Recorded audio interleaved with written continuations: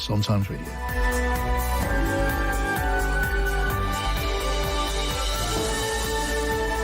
Across the UK, on DAB digital radio, online and on your smart speaker. This is Times Radio, the voice of the Times. It's 6 o'clock. I'm John Pienaar. Welcome to Pienaar and Friends, which tonight is Tim Montgomerie, political commentator, and Rachel Cunliffe from the new Statesman.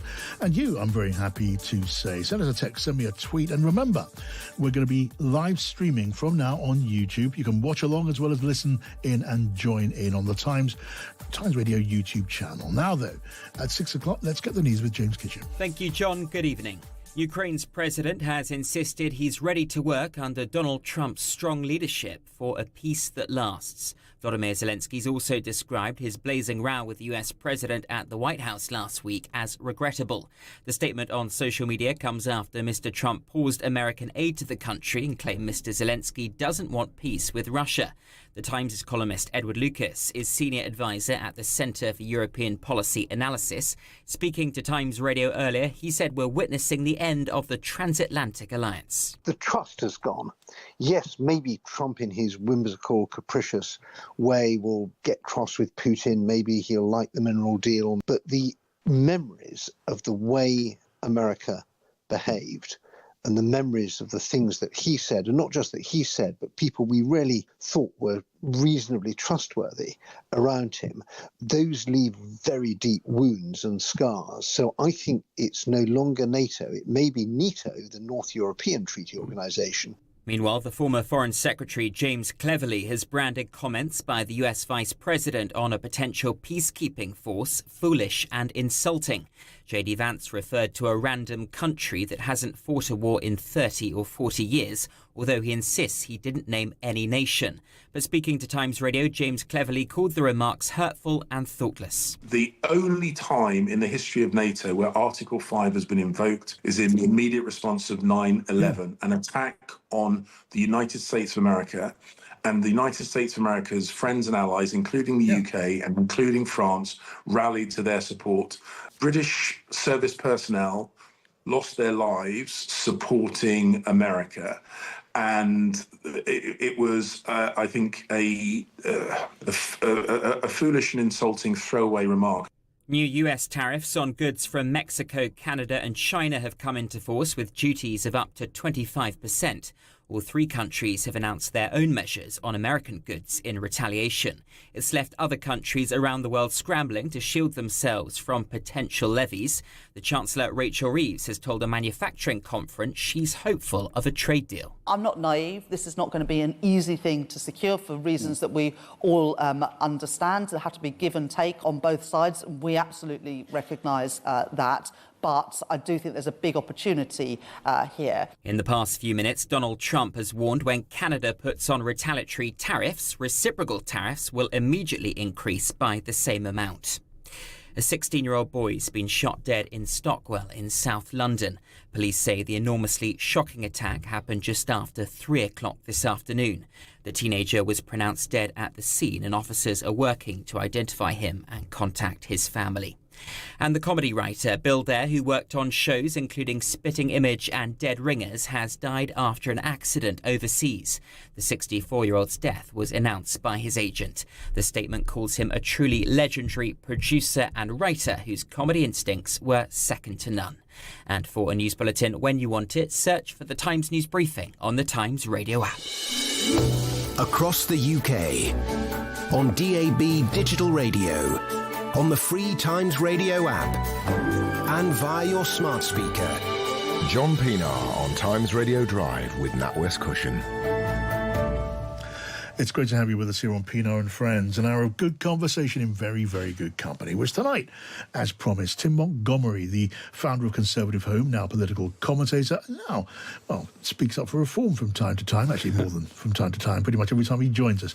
Good to see you, Tim. And Rachel Cunliffe is here too, the associate editor at The Statesman. Hi, Rachel. Hello. Can I start with you, Rachel, just for your thought for the day?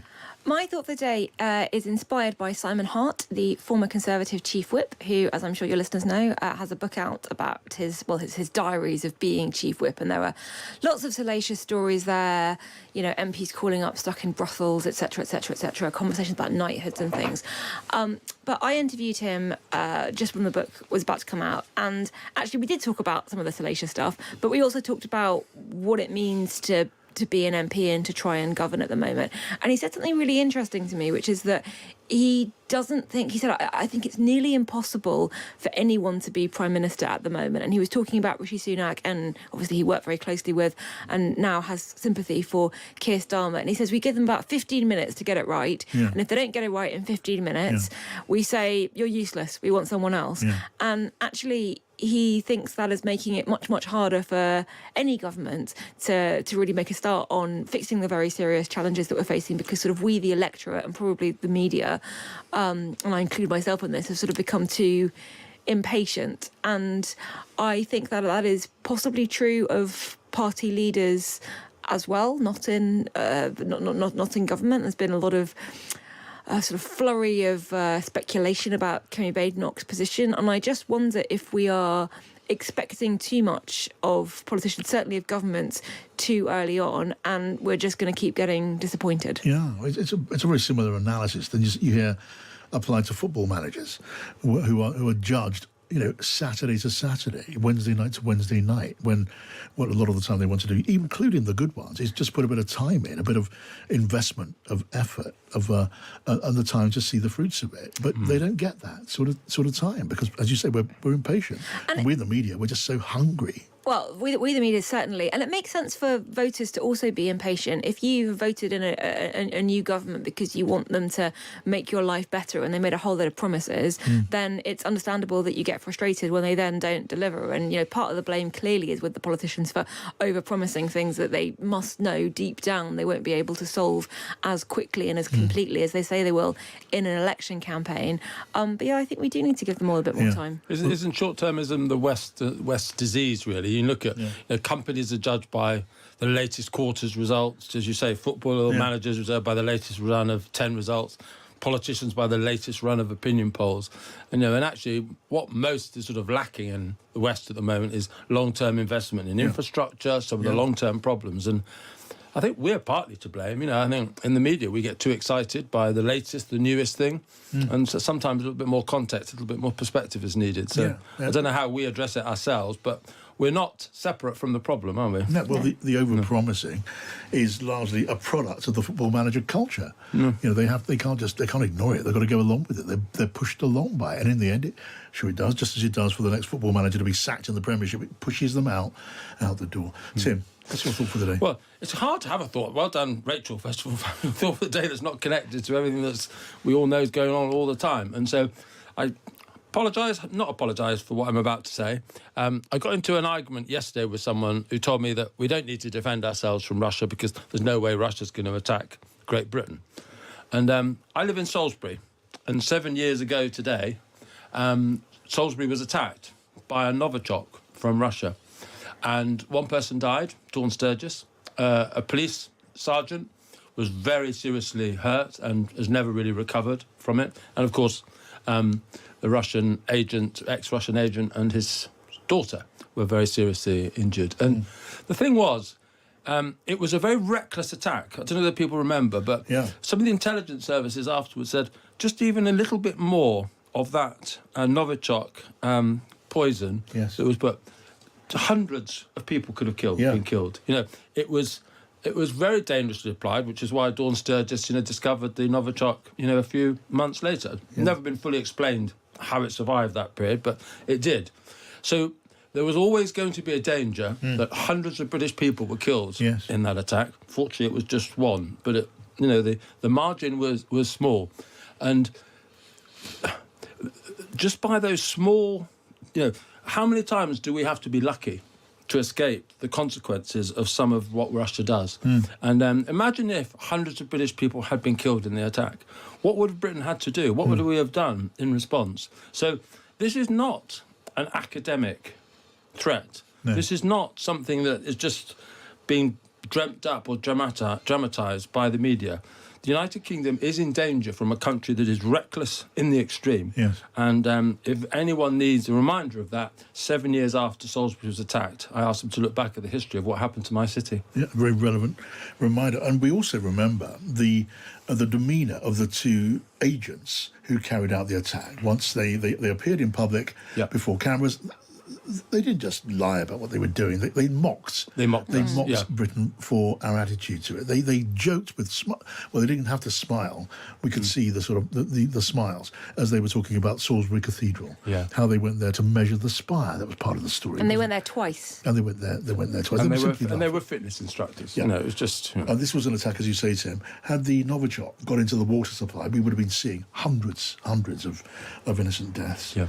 Okay, now I want to get your thoughts now on the story, which, well, just as I was coming to the studio, this story broke. It was Volodymyr Zelensky sort of offering this online olive branch by way of trying to just repair that broken bridge. Bridge has become a very overused metaphor now, but let's talk about that one. He wanted to repair the bridge to Donald Trump that fell apart after his visit to the Oval Office in Washington last Friday. Well, just want to play back. This is what he said. It's been voiced up by one of our team. I would like to reiterate Ukraine's commitment to peace. None of us wants an endless war. Ukraine is ready to come to the negotiating table as soon as possible to bring lasting peace closer. Nobody wants peace more than Ukrainians. My team and I stand ready to work under President Trump's strong leadership to get a peace that lasts. We are ready to work fast to end the war, and the first stages could be the release of prisoners and truce in the sky, ban on missiles, long-range drones, bombs on energy and other civilian infrastructure, and truce in the sea immediately if Russia will do the same. Then we want to move very fast through all next stages and to work with the US to agree a strong final deal. We do really value how much America has done to help Ukraine maintain its sovereignty and independence. And we remember the moment when things changed, when President Trump provided Ukraine with javelins. We are grateful for this. Our meeting in Washington at the White House on Friday did not go the way it was supposed to be. It is regrettable that it happened this way. It's time to make things right. We would like future cooperation and communication to be constructive. Regarding the agreement on minerals and security, Ukraine is ready to sign it any time and in any convenient format. We see this agreement as a step toward greater security and solid security guarantees, and I truly hope it'll work effectively. So that was Volodymyr Zelensky's online posting. Now, how significant will that turn out to be? Rachel and Tim, you only have to look at the fluid wording of this online posting. It looks very like the work of a thoughtful committee. It is about as far from being a Donald Trump social media posting as it is possible to be. There are no random capital letters. There are no. The grammar is perfect. Every thought is ordered. It's meant to send a message and a tone. Now, what do we think of it, Rachel? First of all, the way this is being put out and the form of it. Well, I think looking at that statement, if you go through the criticisms that Trump had of Zelensky, you can see each of them answered there. So criticism, one, that he wasn't grateful enough. He didn't say thank you enough for American aid. Obviously, Zelensky has said thank you repeatedly, but it's there. We are grateful for this. We do really value how much America has done. Two, that Ukraine isn't interested in peace. I think that's somewhat bizarre tweet or Truth Social post that Trump made that said, he can come back when he's ready to think about peace. And so it's right there at the start. I want to reiterate Ukraine's commitment to peace. The wording there of agreeing a strong final deal, that echoes wording that we've seen from Donald Trump. And you've almost got an apology there about the absolute scenes in the Oval Office on Friday. It is regrettable that this happened.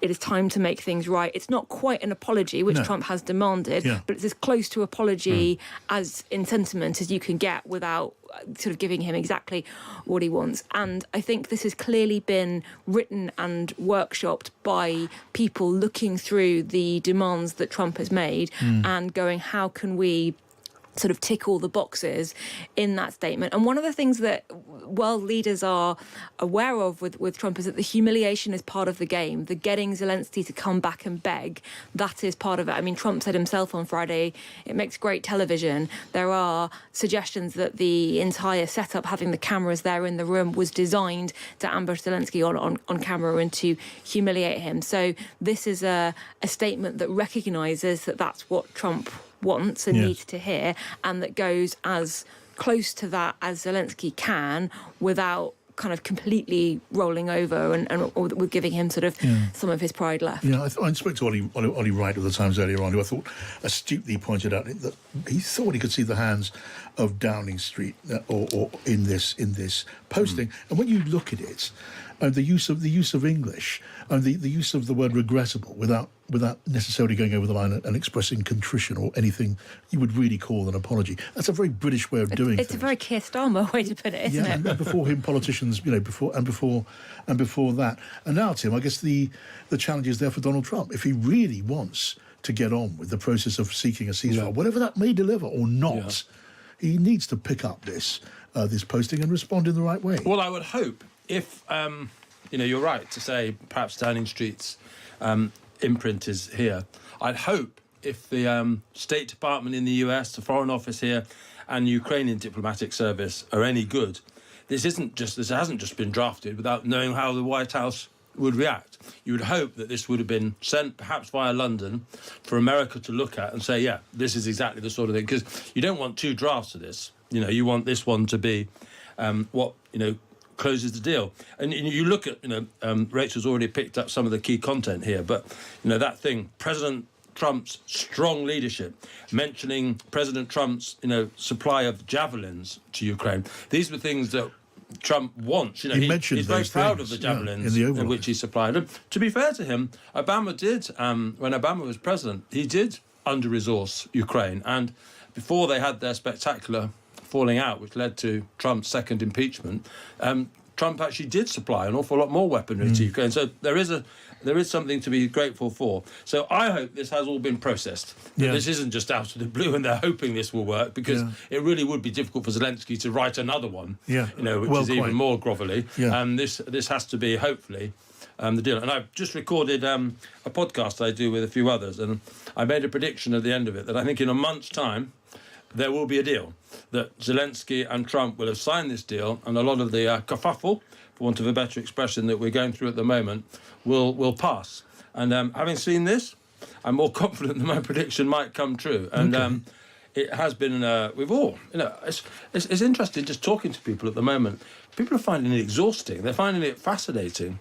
But this whole international saga is exhausting for people. I don't know how you're feeling, John, Rachel, but it is exhausting. And my goodness, if we can get through some of it, goodness knows what President Trump will say in his State of the Union tonight. We'll wake up to another crisis tomorrow morning. But I regard this could be a really significant moment in this whole business. You never let us down, Sam. Whenever you come in and sit down in that chair in this studio on this programme, you say something which just makes me want to grab hold of it and run with it and just see what precisely are you thinking when you say that, whatever it is. And now you're predicting a deal in a month. And I want to talk in a moment about what you mean, what sort of deal, and does a deal in some way equate to progress? Because that isn't necessarily the case. We'll talk about that, Tim, because I want to hear more of what you're saying there. You're listening then to Pienaar Friends, here with Rachel Cunliffe and with Tim Montgomerie on Times Radio in association with NatWest Cushion, making workplace pensions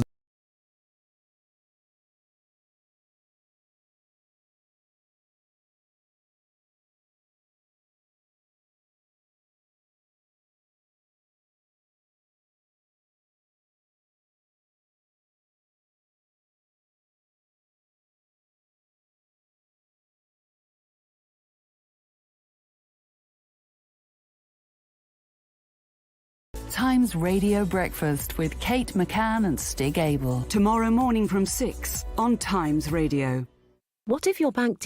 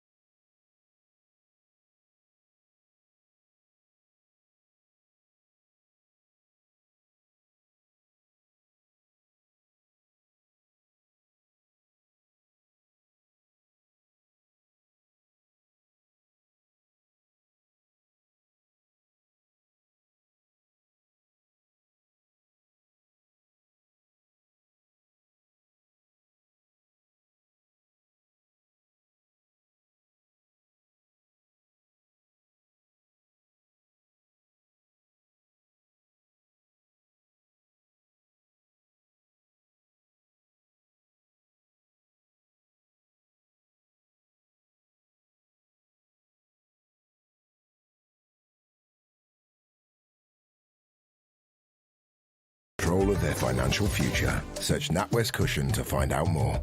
And here with me on Pienaar and Friends, Tim Montgomerie and Rachel Cunliffe.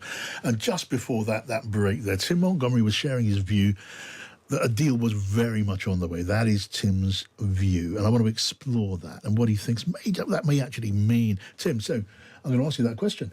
You think there'll be a deal? You think that's really where we are heading?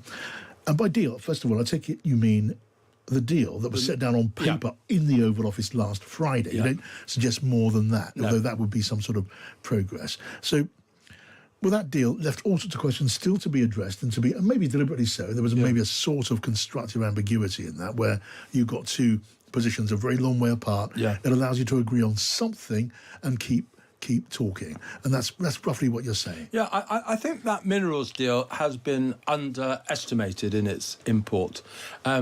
And you look, you're a military historian in part, John, and we know when America, whether it's Lend-Lease, in the Second World War, whether what they required of Britain in the First World War on tariff reform, America does nearly always exact an economic price for its interventions in world affairs.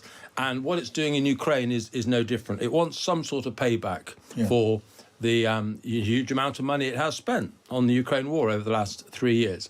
So some of us might not like it, but America wants its share of minerals. And it's incredibly important, actually, for the future of the West that we do have access to the kind of minerals that Ukraine has, because a lot of them at the moment we currently source from China and Taiwan. And if we fall out with China in particular, which I think Donald Trump is right to recognise as the big threat in the world, we're in trouble. But in return, therefore, though, for significant American interest in the Ukrainian economy, the idea, I think, that there wouldn't therefore be significant American protection for that commercial interest in a country. They want this mineral deal, my understanding, is really badly. So if they want this really badly, the consequence of that is that they will really want to defend their economic interests in Ukraine. So if you look at the polling in America, as much as we've been horrified by what happened in the Oval Office last week, the balance, the plurality of the American public in the opinion polls I've seen has been supportive of Trump standing up for America. The average American is unhappy at the cost of this war. So Trump is also playing a lot of domestic politics here. I think he's wanting to give Ukraine some kind of commitment, but he's not able to sort of give the sort of very transparent security back guarantee that Keir Starmer is wanting. But I think this deal will be done. That's my prediction. And I think it will actually be an awful lot more useful for Ukraine and the West than I think we've realised so far. Right. Rachel, what do you think of what you're hearing there? It's lovely that Tim is so optimistic. Just a couple of points. If the American people are upset about the cost of America's aid to Ukraine, that could partly be because Donald Trump has massively inflated the value of that aid. He keeps throwing around figures like 350 billion. I think it's closer to 125. There's also a bit of recent history here, which is that Ukraine, after the Cold War, was encouraged, was pressured really by the US-led coalition not to develop its own nuclear weapons and to sort of step down its armament efforts, with the understanding that America and the West would step in and protect it if necessary. That is the very sort of important bit of sort of contextual history, because for decades America voluntarily played this role of, we are the sort of the world's policeman, it was often called. We are the sort of final authority and we want world peace, and we're going to help create the structures and the international bodies, etc., to enable that to enable that aim. And so you cannot, I think, look at it now over the last 3 years. America's given this much, this is what it wants in return, without considering some of the history. And more importantly, though, I think in sort of all the discussion about the deal is, where's Russia in all of this? If you look at events of the past couple of days, past couple of weeks, what incentive does Russia have to make concessions on anything? If you look at the wording in Zelensky's statement that we were talking about a moment ago, promising talks on a ban on missiles, long-range drones, release of prisoners, truce in the sky, etc., etc., Trump is putting Zelensky in a position of offering all these concessions up front without asking anything from Russia whatsoever. And in fact, when he said last week, he talked about possibility of European peacekeeping forces, the Russians came right out and said, no, we're not going to do that in any way, shape or form. So it is very difficult to see, one, how these are the actions of a White House that is interested in both sides coming together for a lasting peace, because Zelensky pointed out in the Oval Office on Friday there have been ceasefires before and it wasn't Ukraine that broke those ceasefires. But two, it's very difficult to see how this is in America's interests long term either, because you have emboldened a world power that has no interest really in playing by international rules of any kind, of keeping any of its agreements. And the question is, Ukraine now, OK, what next? The Baltics, the rest of Europe. And it's difficult to see how this benefits US interests in any way, shape or form. So actually, I think this makes Trump look very, very weak and short-sighted, and like he's been played by Putin because he was too stupid to understand what was going on. After the news, I want to move on to another parallel track, which is the imposition of trade tariffs, which take effect today on Canada and Mexico. When you look at that and the plan, such as it is, behind the imposition of tariffs, it is very difficult rationally to see sense in it, to see how this is anything but harmful to the United States, to the United States economy, and even to Donald Trump himself and his presidency. But just on this, Tim, what you've just been saying, I take it you are of that strain of thought that believes that Donald Trump is much more in his mind. He's much more willing to provide some sort of physical military underpinning to a multinational operation than he's prepared to say out loud, because he said nothing out loud about a military backup in any form whatsoever. I think your argument then is that he doesn't want to do that because he wants to avoid antagonising Putin in any way whatsoever. And he hopes people take away the implication that if you've got an economic interest in the form of mining interest, you will defend it. He wants people to believe that and understand that, even though he won't say it. Is that roughly what I think I tried to be quite clear. Perhaps I wasn't clear enough. I think he's much more aware of the American public's opinion about the exhaustion of US overseas commitments. So I don't think he's so much worried about Putin. I think he's worried about antagonising the American people by making another explicit commitment to American troops overseas. And, one of the things that helped him get elected was the fact that he's genuinely, I think, Trump anti-war. He doesn't like war. And, he doesn't, I think, I've just been rereading Stalingrad, the Anthony Beevor book about, if anyone wants to revisit the horror of war, read that book. And I think Trump, like lots of people who perhaps mature in years and have seen these conflicts, know just how horrible war is. I think he, like America, is exhausted by overseas commitments. The Iraq War is still recent in American memory. Sure. And they lost an awful lot more troops even than we did in overseas entanglements. So much I'd like to come back with on what Rachel said, but I'll just make one comment, if I can, very briefly. Not only is America having a minerals interest, that's what they get out of it. America, one thing Trump is absolutely 100% right about, is the big strategic foe of the West isn't Russia, as much as horrible as Russia is, it's China. And I think what Trump wants to get through is he wants to get this basically parked. And maybe he's too quick to want it to get parked in a dirty way. I accept that, concede that. But he's got his eye on the major challenge, which is containing China. And I think naively, he thinks he can get Russia into our column in this fight against China. And I think that's partly what motivates him. But the message this sends to China is, if you are a big country and you bully the small countries that surround you, whether that's Ukraine or whether that's Taiwan, then the West and America will just step back and let it happen. It is sending the exact opposite message. If the target is China, it is saying, Xi Jinping, go take Taiwan. We, America, won't do anything. In fact, we'll probably step in and pressure Taiwan into saying surrender. You are right if at the end of this there isn't a very clear signal from America that the whole strategic aim in this is to isolate China.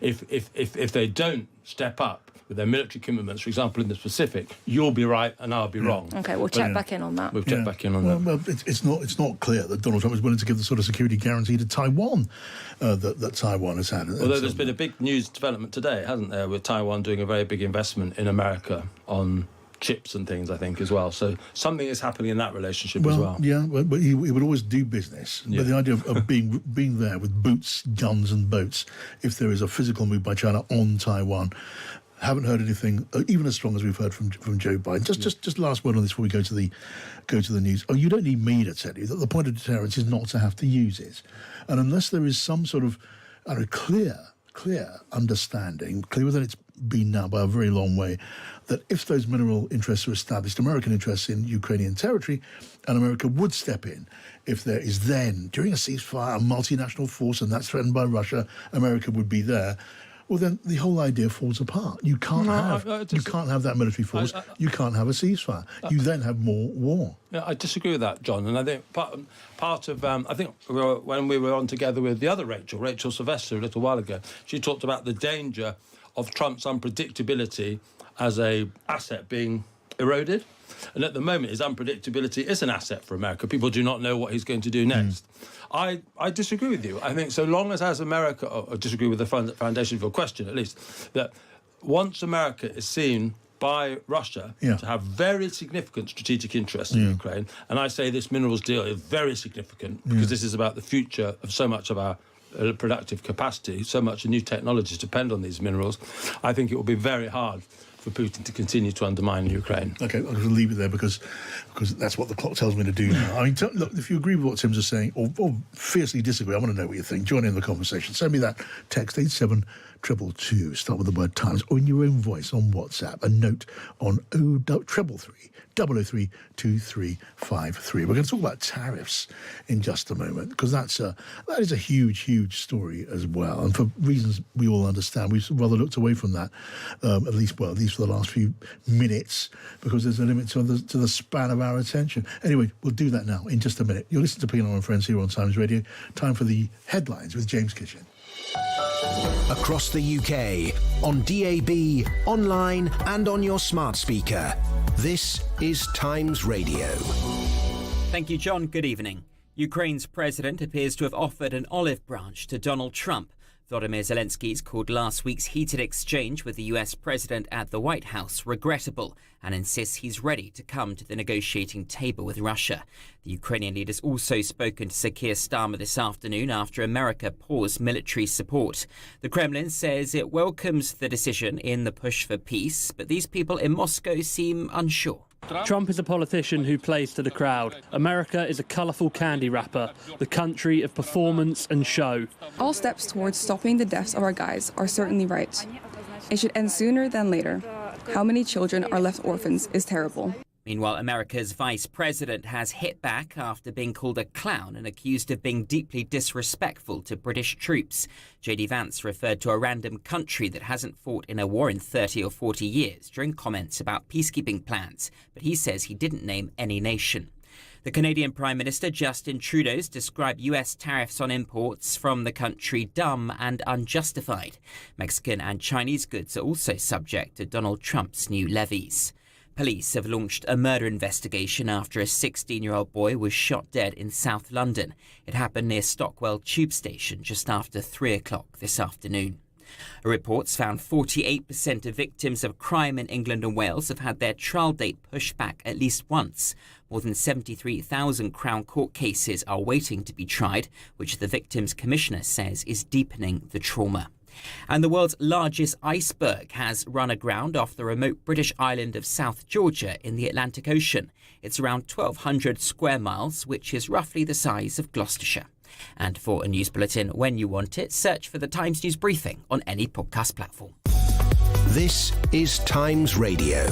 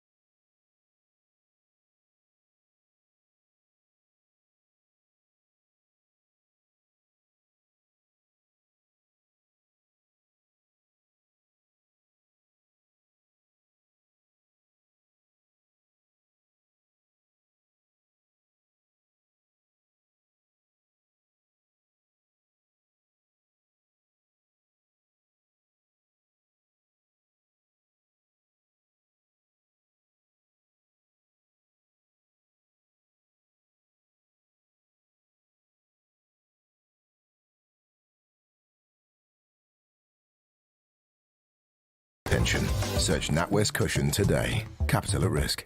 And here on Pienaar and Friends, Tim Montgomerie, Rachel Cunliffe and Kate Borsey joins us to tell us what's going on at 7 o'clock when she takes over. Hi, Kate. Hi, John. Look, we'll continue the conversation that's been whirling around for most of the day. The lines are obvious on this. Donald Trump here cutting, even if it is a suspension, aid to Ukraine. The fact that Keir Starmer spoke to Volodymyr Zelensky. Zelensky's made that statement this afternoon, a kiss and make up, if you will. I suppose one of the questions I want to ask is how good a negotiator is Donald Trump? Is this clunky negotiation just a direct suspension of military aid to Ukraine, which could, if enacted, cost lives, cause some serious damage, empower Russia further? So while we understand that he obviously thinks he's a very good negotiator, what are the real world effects of this? We're all happily bowling along with it. Oh, he's done this. It's no surprise. Perhaps we're a little bit upset about it. We're upset about the comments of his vice president, whether he referenced UK and French troops or not when he was condescending about peacekeeping troops on the ground in Ukraine. But back to Donald Trump, how good a negotiator is he? We're joined actually by the former foreign minister of Ukraine, Pavlo Klimkin, today. He thinks Trump is a masterful negotiator, but we'll be digging into that. We should say that, Donald Trump hasn't just stopped arming Ukraine with the suspension of all military aid, but he's also putting forward plans to drop economic sanctions on Russia. Even before a peace deal is agreed, he's already offering things to Russia. Well, that's a suspicion that that'll be the next step. Yeah. Well, that's what kind of Reuters is reporting today, that there are plans in motion. There are already things being discussed, even before a peace deal. So I suppose my question is Donald Trump too basic? Is he actually really basic? Is his behaviour basic? Is he as good a negotiator as we think he is? And those are the kind of wider questions that we'll be digging into on tonight's show, as well as, of course, keeping across all the latest news lines, getting plenty of response to what we've heard today. All right, coming up at 7 with you, Kate Borsey. Thanks for that heads up, Kate. Now, look, we're going to talk here on Pienaar and Friends about tariffs now, shall we? It's a huge, huge story. I mean, today, there was the president doing what he said he was going to do and slapping 25% tariffs on Canadian and Mexican imports to the US. China got a further tariff slap as well. And then we heard from Justin Trudeau of Canada, who had this to say: there would be retaliation. But we will not back down from a fight. Not when our country and the well-being of everyone in it is at stake.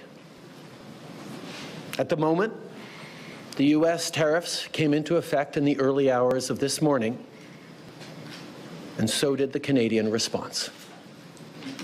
Canada will be implementing 25% tariffs against $155 billion worth of American goods, starting with tariffs on $30 billion worth of goods immediately, and tariffs on the remaining $125 billion of American products in 21 days' time. So that was Justin Trudeau speaking a little bit earlier on. And since then, Donald Trump has tweeted Truth Socialed again, saying if Canada retaliates, he's going to retaliate. Just keep on escalating this thing. Well, I spoke to a senior economic advisor in Donald Trump's first term, Everett Eisenstadt, earlier on.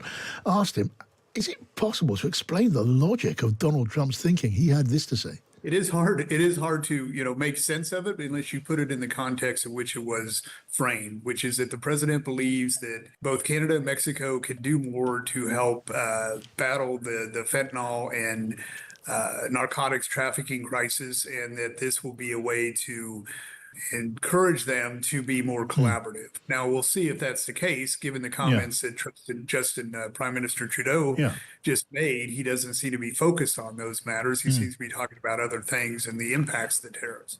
That's Everett Eisenstadt speaking to me earlier on. Now, let's all, Tim and Rachel, talk to Gavin Bade. He's on the line, the trade and economic policy reporter at the Wall Street Journal. Welcome back to the show, Gavin. Hi, John. Happy to be back with you. Thank you. Lovely to have you back here. I mean, talking to Everett Eisenstadt there, I'll confess to you, he didn't leave me any wiser at all. Is there any way to make sense of Donald Trump's tariff policy? I mean, if leaning on Canada is in his mind, a way to get America close to annexing Canada. That is an insanely unlikely idea. It is impossible as an outcome. And when it comes to the justification for the tariffs, well, look, if he's talking about drugs, the traffic in drugs south from from Canada into the United States territory, I think you can fit all of it into a suitcase that was seized at the border over the last year. And then you look at the retaliation, the counter-retaliation, and the cost of both economies. Please, Gavin, make it make sense. Well, I think, one way is, as Everett said, looking at it on its face value, that he feels that Canada and Mexico can do more to stop fentanyl smuggling, not just over the border, but shutting down manufacturing facilities for fentanyl pills, and strangling the trade in the precursor chemicals coming in from China. That is on its face, right? But as you've said, there were 43 pounds of fentanyl seized at the Canadian border last year. Not enough to kill a sizable number of people, but not a lot relative to other ways that it gets into the country, right? I think if you look at all of the trade actions that he has announced and taken so far, the other way to look at it is that he thinks that he wants a trade war. He thinks that is good for him domestically. It fires up his voters. It makes him, seem like he is American first. And at the end of the day, he really wants to make companies reshore manufacturing to the United States. And he thinks that in the long run is going to actually lower prices and beget more jobs than any of the deleterious effects that might come in the short term. Yeah, and you correctly caveat everything you just said with Donald Trump maybe thinks. But when we look at what is happening in the real world, I mean, the S&P a share index has tanked today, hasn't it, Gavin? That's a direct response to worries about the effects of a trade war. And we look at the effects of these tariffs on the American consumer. I heard Donald Trump just the other day again arguing that the tariffs are paid by the country of origin. They're not. They're paid by the importing company, and they're passed on to consumers. These are the American consumers. And the idea that you're going to buy, look, correct me again if I'm wrong, the idea you're going to buy credit with American voters, including your own supporters, by loading onto the cost of living through tariffs, how does that work, Gavin? What am I missing? Well, I think there's an appeal to nationalism here. I'll give you an example. Last night, as the tariffs were about to go into effect, I was outside of the U.S. Senate chamber. Actually, that's where I come to you from today. And I talked to a Senator, Roger Marshall. He's from Kansas, one of these farm states in the middle of the country. They export and import a lot to Canada and Mexico, right? Those are their two biggest trading partners. And he acknowledged there will be some pain for his farmers, but he said, and I quote, Kansan farmers are, quote, patriots, and they will stand with Donald Trump on this national security initiative that he's doing, even if it causes them some pain. So I think it has become an article of faith among Trump supporting Republicans in Washington that tariffs are almost an unalloyed good, and any of the negative impacts will just be absorbed by the patriotism of their loyal supporters. Yeah, I mean you're telling me, in essence, that Donald Trump's warmest supporters believe what Donald Trump said because Donald Trump has said it, and that's where the sort of chain of reasoning seems to stop. I mean, Tim and Rachel are listening to all this. I don't know if I'm misreading their expressions. They seem as baffled as I am, Tim. I mean, they do read. There are hats that they wear in Washington, D.C. these days that say Trump is always right about everything. Maybe I'm paraphrasing that a bit, but Trump is right about everything all the time. And it's difficult to find Republicans in Washington right now who will break ranks and really admit to anything less than that. Okay. Can I be really base and ask you whether there's any truth to this? Is it partly the motivation for this is that Donald Trump hates Justin Trudeau?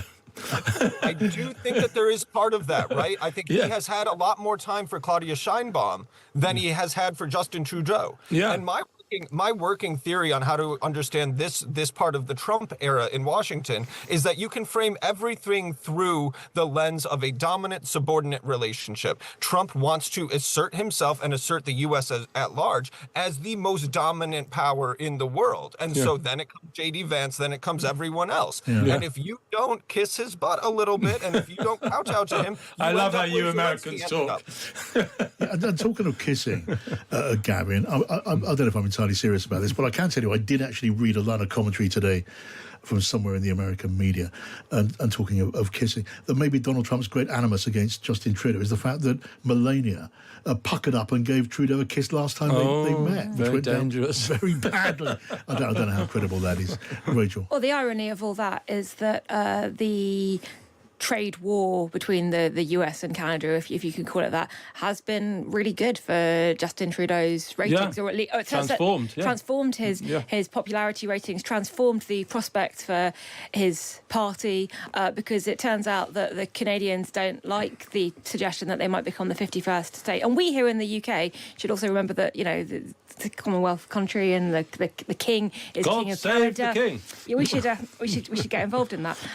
But my question was going to be the patriotism of Trump voters in farms in Kansas is one thing, but if the markets continue to spiral, it's going to be very wealthy Wall Street financiers, billionaires, bankers who start losing an awful lot of money very quickly, and they have been quite supportive of Trump so far. At what stage do those people losing lots of money, does that start to become part of the conversation in Washington? Because we know that Trump's not interested in listening to the Kansas farmers as much as he's interested in listening to the people who are providing money for his campaign.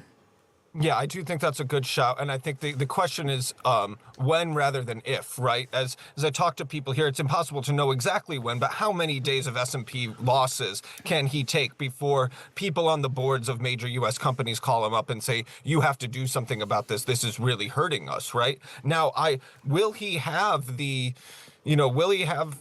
opinion that, well, if it's hurting you, then you just need to come and bring your manufacturing back to the United States, build a plant here, and then you'll be fine. That's what he has been saying publicly. But of course, I think every economist knows that not everyone is going to reshore all of their manufacturing back to the United States.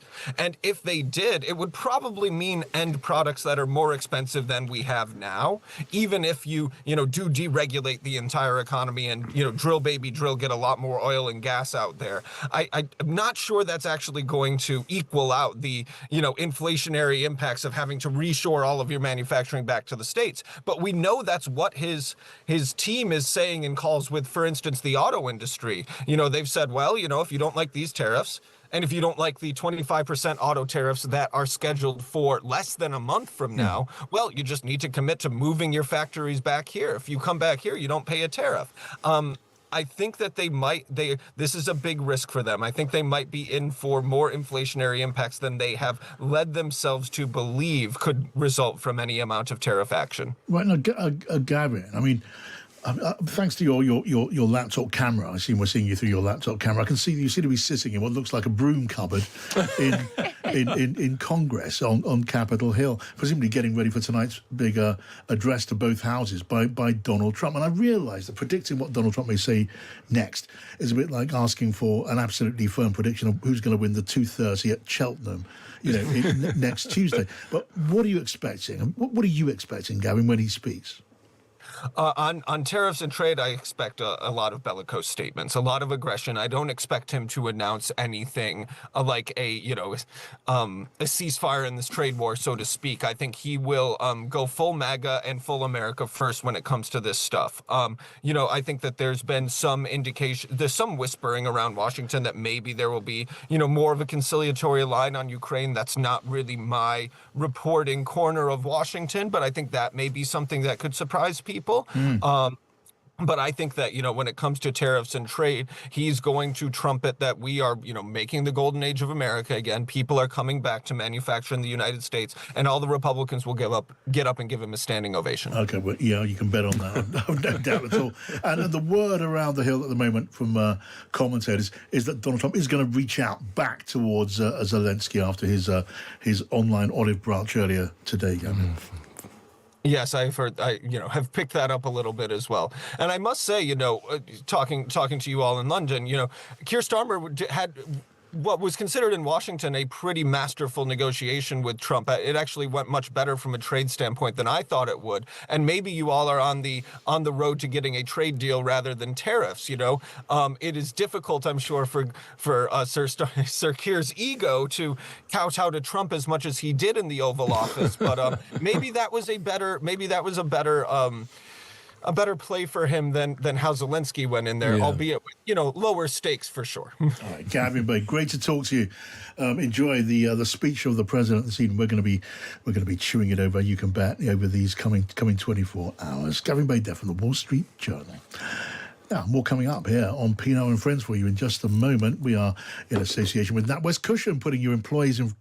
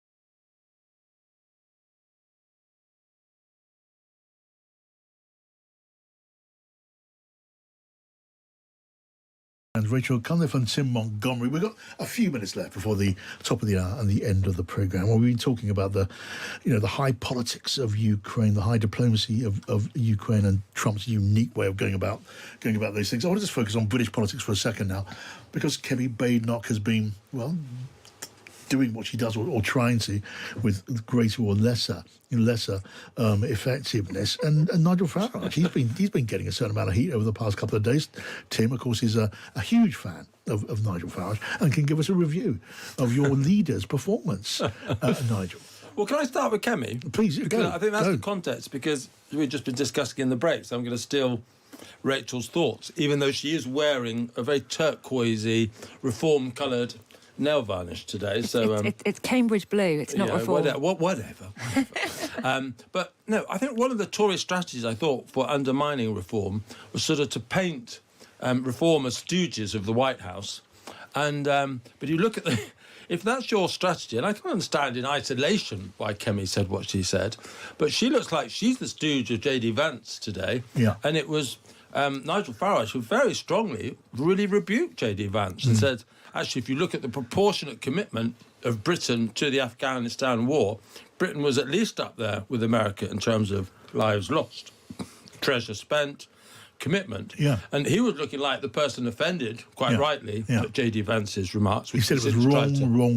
That was the statement from Farage. Which is really important for Nigel Farage, because an Achilles heel for the party I do support. I think it's an unfair perception, but the perception is that somehow it is closer to Trump than it is to the patriotic British interest. And I think what Nigel Farage was correctly underlining today was absolute nonsense. But if you're going to be pursuing the Tory line, which is what it has been up until now, then you don't say what Kemi did, which was basically choosing to prioritise her relationship with J.D. Vance over speaking up for British troops. Yeah, after he said something which was just demonstrably false and absolutely certain to cause offence. And whatever he said, it could only really been about British and French troops. Of course, yeah. I mean, you could try and pass it and claim that this multinational force could involve lots of components, some of whom, did not have a role in operations in the way that France and Britain did in Afghanistan and Iraq. But it didn't work. I mean, this is a French and British operation overwhelmingly, and he should have known that, even if he didn't. Well, his response was basically, "Oh, I meant other countries. You don't know them. They go to another school." Yeah. He couldn't say who he was referring to, and I think it was fairly obvious that he made those comments without really having thought about anything, because I don't think he thinks about countries outside of the US. But Kemi Badenoch's comments on it are really interesting to me, because I was in the chamber on Monday afternoon when Keir Starmer delivered his statement to the House about events of the last week, defence spending, meeting Donald Trump, the European Security Summit and Zelensky and all of that. And she got up and responded, and it was a very stateswoman-like performance from her. She talked about welcoming. She's word welcome many, many times. Everything that Starmer had said. Then you had James Cleverly standing up, and he said the Prime Minister didn't put a foot wrong.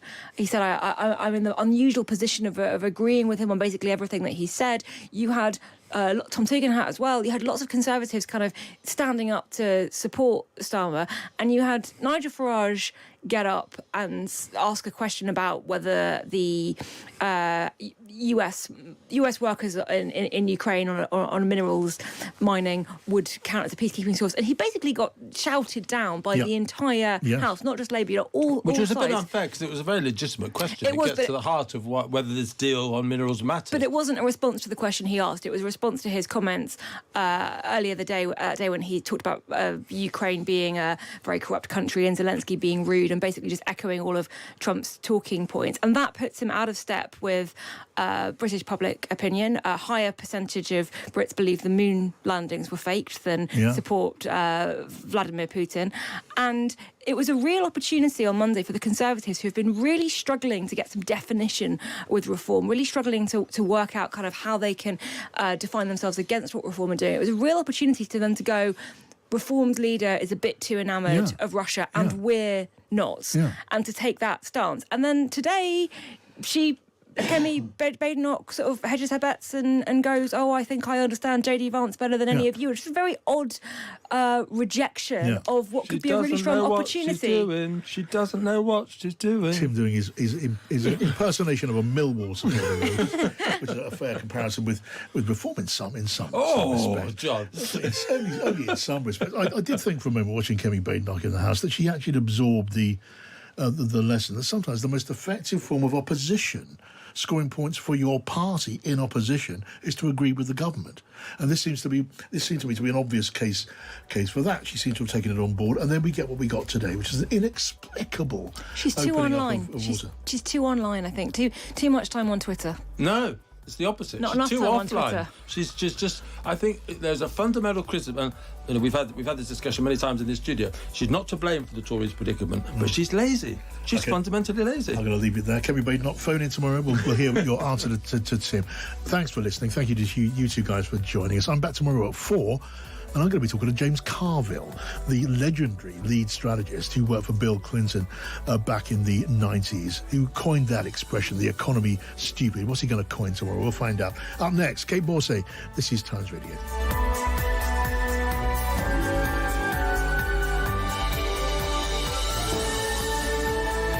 Across the UK, on DAB, online and on your smart speaker. This is Times Radio, the voice of the Times.